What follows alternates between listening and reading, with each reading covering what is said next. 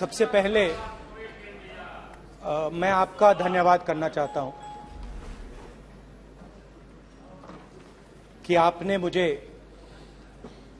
लोकसभा में रीइंस्टेट किया। और पिछली बार जब मैं बोला तो शायद मैंने आपको थोड़ा कष्ट भी पहुंचाया, क्योंकि मैंने इतनी जोरों से अदानी जी पे फोकस किया कि जो आपके सीनियर नेता हैं शायद उनको थोड़ा कष्ट हुआ। तो वो जो उनको कष्ट हुआ तो वो जो कष्ट हुआ 1, 2, 3, 4, 5 उसका असर शायद आप पे भी थोड़ा हुआ। तो इसके लिए मैं आपसे माफी मांगता हूं, मगर मैंने सिर्फ सच्चाई रखी थी। मगर आज जो मेरे बीजेपी के मित्र हैं, आज आपको डरने की जरूरत नहीं है। डरो मत, क्योंकि आज जो मेरा भाषण है, डरो मत। और आज कोई घबराने की जरूरत नहीं है। आज मैं अपना भाषण, मेन जो भाषण है वो अदानी जी पे नहीं बोलने जा रहा हूं। आप छोड़िए, तो आप रिलैक्स कर सकते हैं, आप शांत रह सकते हैं, क्योंकि मेरा भाषण आज दूसरी डायरेक्शन में जा रहा है।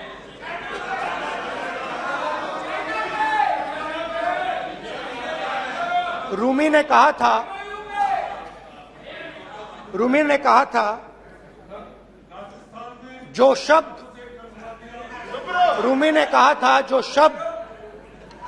दिल से आते हैं वो शब्द दिल में जाते हैं। तो आज मैं दिमाग से नहीं बोलना चाह रहा हूं, मैं दिल से बोलना चाह रहा हूं। और मैं आज आप लोगों पर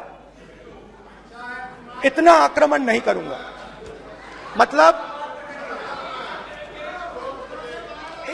एक दो गोले जरूर मारूंगा, मगर इतना नहीं मारूंगा। तो आप रिलैक्स कर सकते हैं। पिछले साल 130 दिन के लिए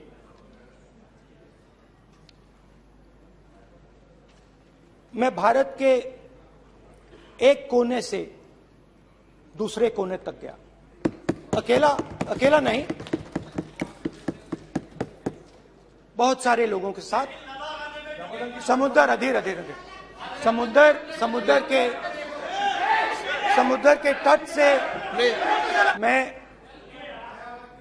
समुद्र के तट से कश्मीर की बर्फीली पहाड़ी तक चला। नहीं, लद्दाख को मैंने नहीं छोड़ा। यात्रा अभी खत्म नहीं हुई है, यात्रा जारी है और जरूर लद्दाख आएंगे, घबराइए मत। बहुत सारे लोगों ने मुझसे पूछा यात्रा के बाद कि राहुल तुम क्यों चल रहे हो, क्या तुम्हारा लक्ष्य क्या है, कन्याकुमारी से कश्मीर तक क्यों जा रहे हो। और जब वो मुझसे पूछते थे, शुरुआत में मेरे मुंह से जवाब नहीं निकलता।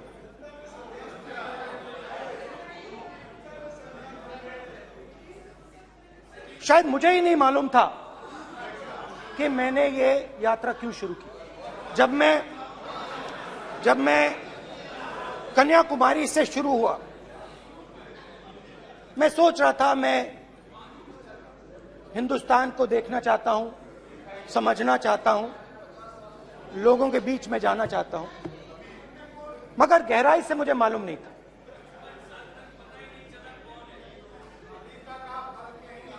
थोड़ी देर में मुझे बात समझ आने लगी।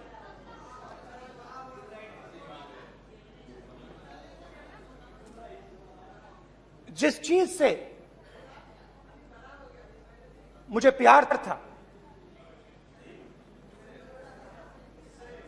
जिस चीज के लिए मैं मरने को तैयार हूं, जिस चीज के लिए मैं मोदी जी की जेलों में जाने को तैयार हूं, जिस चीज के लिए मैंने 10 साल हर रोज गाली खाई, उस चीज को मैं समझना चाहता था। ये है क्या जिसने मेरे दिल को इतनी, भाई आप रनिंग कमेंट्री बंद करो नहीं तो हम भी चालू करेंगे।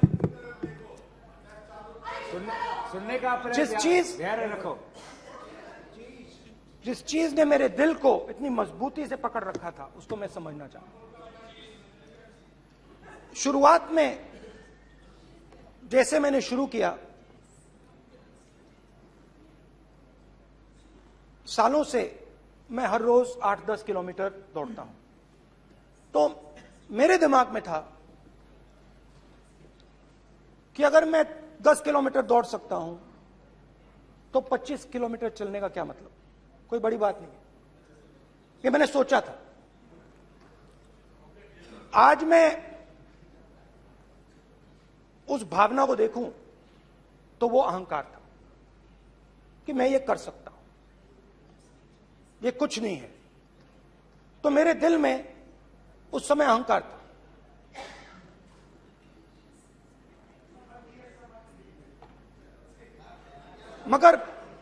मगर भारत अहंकार को एकदम मिटा देता है, 1 सेकंड में मिटा देता है। तो हुआ क्या,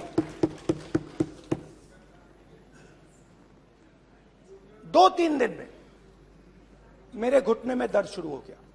पुरानी इंजरी थी और जबरदस्त दर्द। हर रोज मैं उठूं और मेरे घुटने में दर्द, हर कदम में दर्द। तो पहले 2-3 दिनों में जो अहंकार था, जो मतलब भेड़िया जो निकला था, वो चींटी बन गई एकदम। जो हिंदुस्तान को अहंकार से देखने निकला था, वो पूरा का पूरा अहंकार गायब हो गया। और रोज मैं डर डर के चलूं कि क्या मैं कल चल पाऊंगा। ये मेरे दिल में डर था। और जब भी ये डर बढ़ता था, कहीं ना कहीं से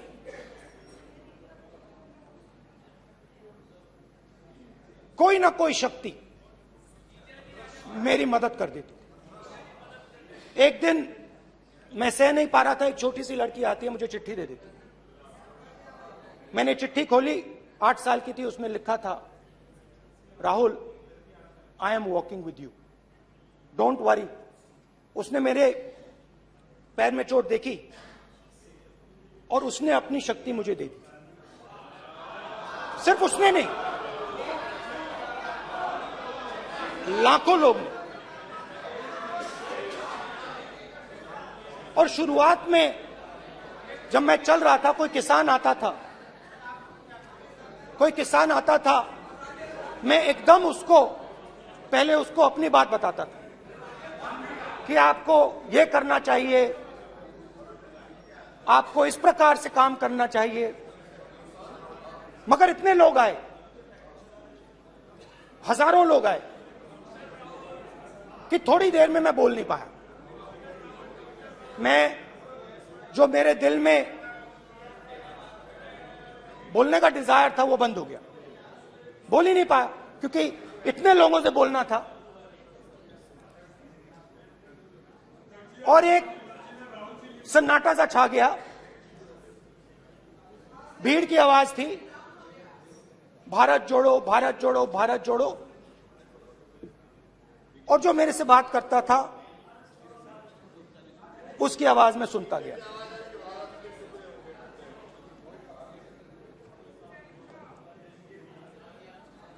हर रोज सुबह 6 बजे से रात 7-8 बजे तक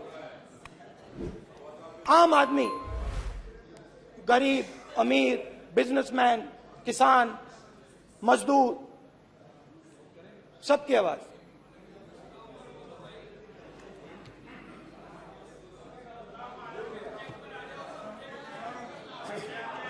आ रहा हूं। आप कल से रुके, अब थोड़ा और रुक लो, 5-10 मिनट रुक जाओ। तो ये चलता गया, मैं बात सुनता गया। और फिर मेरे पास एक किसान आया और किसान ने हाथ में रुई पकड़ी हुई थी और उसने मुझे कहा, अध्यक्ष महोदय, उसने मुझे कहा, मेरी आंख में देखकर उसने मुझे अपना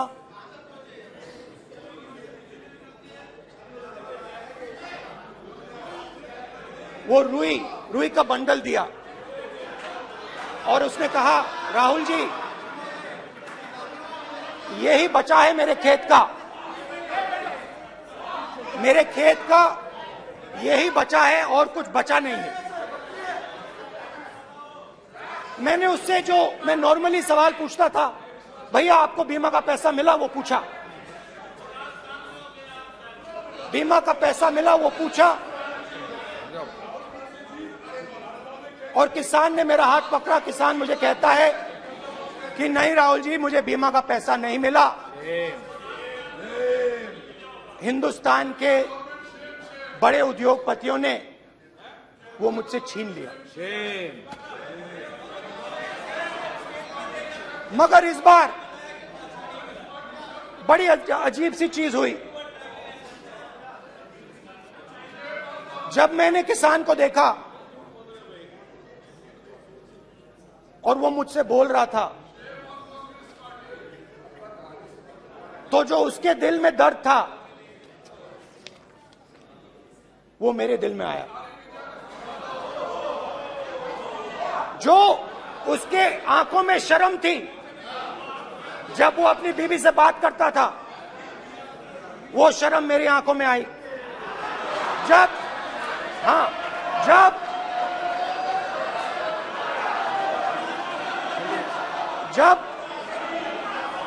उसकी जो भूख थी वो मुझे समझ आई। और उसके बाद यात्रा बिल्कुल बदल गई।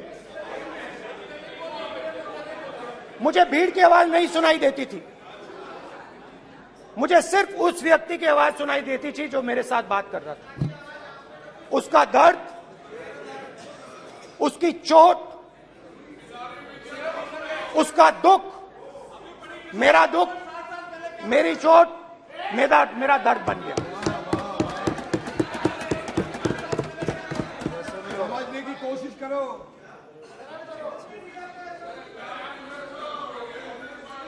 भाइयों और बहनों, लोग कहते हैं कि ये देश है, कोई कहता है ये अलग अलग भाषाएं हैं, कोई कहता है ये जमीन है, मिट्टी है, कोई कहता है ये धर्म है, ये सोना है, ये चांदी है। मगर भाइयों और बहनों, सच्चाई है कि ये देश एक आवाज है। ये देश सिर्फ एक आवाज है। ये देश, इस देश की लोगों की आवाज है। इस देश के लोगों का दर्द है, दुख है, कठिनाइयां हैं।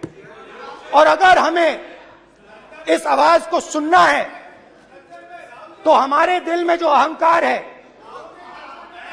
हमारे जो डिजायर्स हैं, हमारे जो सपने हैं, हमारे जो सपने हैं, उनको हमें परे करना पड़ेगा। जब हम अपने सपनों को परे करते हैं तब हमें हिंदुस्तान की आवाज सुनाई देती है, तब तक हिंदुस्तान की आवाज हमें नहीं सुनाई देती। अब आप कहोगे ये बात मैंने नॉन कॉन्फिडेंस मोशन में क्यों रखी?